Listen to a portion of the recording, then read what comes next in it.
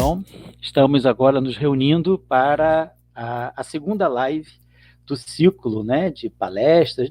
não chamaria de palestras, que é um pouco arrogante, mas do ciclo de conversas que nós estamos abrindo sobre as novas tendências do eletromagnetismo, né, partindo de Maxwell e chegando aos dias de hoje, quando o eletromagnetismo vai absorvendo os progressos das novas teorias mais fundamentais da física. Então, esse é o nosso objetivo nessas, provavelmente, 4 reuniões. Pode ser até que se chegue a uma quinta, sem querer cansar, mas eu vou tentar me controlar ao máximo para a gente fazer 4 reuniões, sendo hoje a segunda. Eu espero que a gente fique sempre na faixa de 1 hora também de discussão. Então, hoje a gente pode dizer que nós vamos estar debatendo a chegada do eletromagnetismo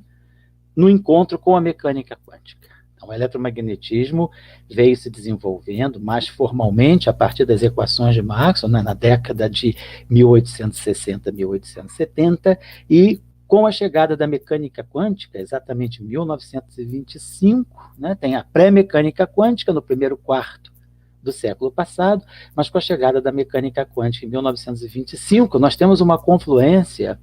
de 3 grandes teorias da física. A teoria da relatividade restrita, o eletromagnetismo, que também está ligado, né, é uma teoria relativística, e a mecânica quântica. Não estou colocando aqui a relatividade geral, que já vinha sendo desenvolvida desde 1915, mas em 1929 nós temos também um encontro interessante, já de uma certa forma, do eletromagnetismo com a relatividade geral no trabalho de Weyl. Então, vamos falar sobre isso. Mas eu também queria, antes de começar a falar mais particularmente do assunto de hoje, lembrar para que nós não percamos o contexto.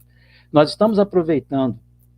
para fazer esse ciclo de debates, né, mais essas conversas, para a gente poder perceber ou motivar uma discussão que é um pouquinho mais consequente, que seria a possibilidade de a gente repensar certos aspectos dos nossos cursos de pós-graduação em física, seja no mestrado que no doutorado, né? Porque, como já tinha antecipado na live 1, o programa de eletromagnetismo, seja na graduação que na pós-graduação, na verdade ele é sempre o mesmo, só que na pós-graduação se trabalha com livros um pouco mais pesados, se dá mais ênfase a certos métodos matemáticos, mas eu acredito que a gente já poderia repensar um pouco tanto o eletromagnetismo da graduação quanto o eletromagnetismo da pós-graduação. E nós não estamos falando só em tese. A gente já vem fazendo essa experiência nos cursos de eletromagnetismo do CBPF há bastante tempo, e eu já tive a oportunidade também, apesar de não ser professor de universidade, eu tive a oportunidade de, em 2005, há 15 anos atrás,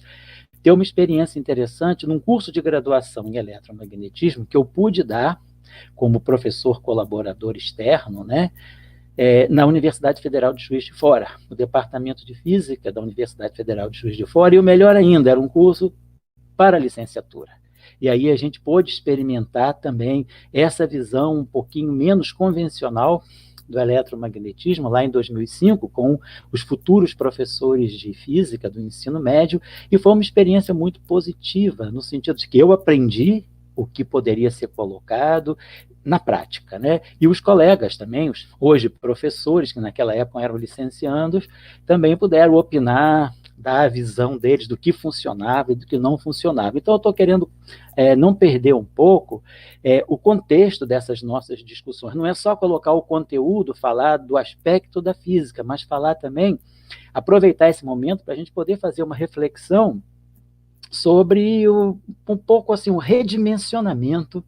da nossa pós-graduação. Quer dizer, um curso de eletromagnetismo que tenha que ser dado na pós-graduação não deveria, na minha opinião e com a minha experiência, ser o mesmo curso da graduação, só que um pouco mais aprofundado, mas nos mesmos tópicos, e usando um livro mais avançado, que, por exemplo, é o livro do Jackson, o livro do Panofsky Phillips, ou outros livros que possam ser adotados, mas seria interessante a gente fazer um eletromagnetismo mais aberto, mais atualizado,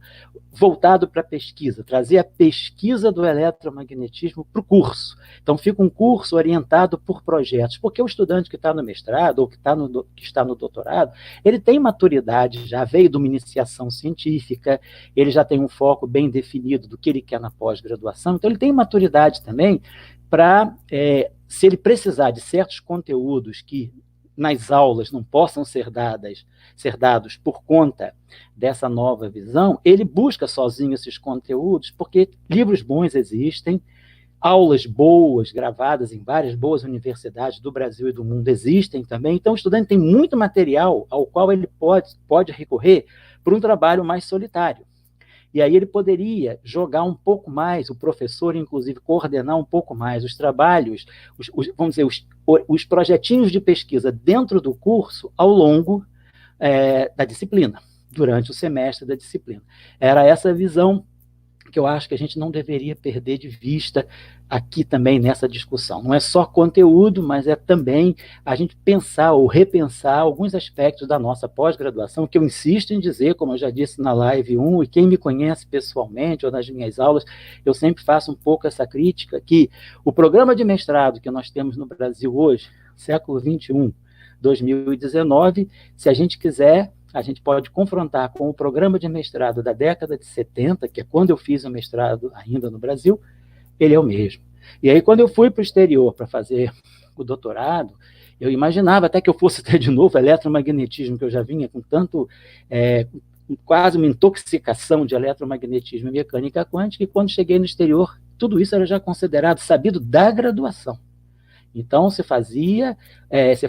uns cursos já dos assuntos avançados, dos assuntos que vão te colocar na pesquisa de ponta. Então, eu acho que a gente podia refletir um pouco sobre isso, até porque as universidades brasileiras, os cursos de física estão muito equiparados, a gente tem cursos bons, Brasil afora, não tem nada mais segregado ao eixo dos grandes centros. Nós temos excelente física no norte, no nordeste, no sudeste, no sul, no centro-oeste, no Distrito Federal. Então, acho que a gente pode já abrir mão dessa revisão, desse nivelamento de graduação e passar para um curso de pós-graduação muito mais avançado.